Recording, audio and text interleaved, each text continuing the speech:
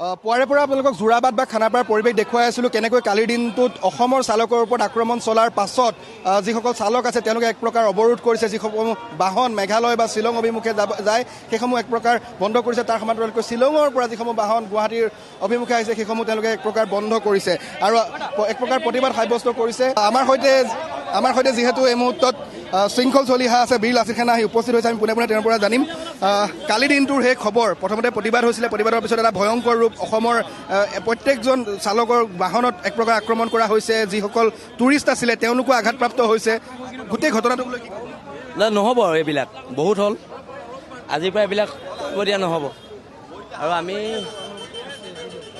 মাৰ খাই থকা জাতি নহয়। তাৰমানে কমৰেড চাংমাই এইটো কথা জানি লওক, আমি মাৰ খাই জীয়াই থকা জাতি নহয়। আক্ৰমণ কৰিছে, প্ৰত্যাক্ৰমণ হ'ব, উত্তৰ পাব, উত্তৰ অতি শীঘ্ৰেই পাব। আমি উত্তৰ দি আছোঁ। চিধা চিধি কথা। সিহঁতৰ কাৰণে যদি আইন নাই, আমাৰ কাৰণেও আইন নাই, হয় নে নহয়? যদি মেঘালয়ত আইন নাই একেখন ভাৰতত, যদি মেঘালয়ত আইন নাই একেখন ভাৰতবৰ্ষত, অসমত কিহৰ আইন আছে?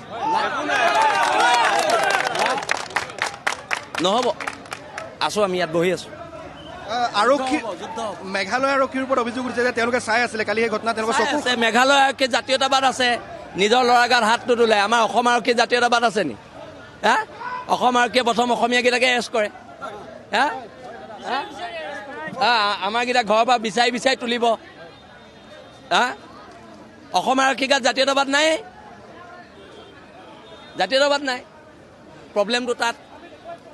এতিয়া যিটো আজি বন্ধ হৈছে, অৱৰোধ হৈছে, এইটো কেতিয়ালৈকে অব্যাহত থাকিব? চাওঁচোন কি কৰোঁ। নহ'ব মানে ইহঁতৰ ওপৰত আক্ৰমণ কৰিছে, এতিয়া প্ৰত্যাক্ৰমণ কৰিব লাগিব। বেলেগ কথা বতৰা নাই তাত, সেইটোৱে কথা।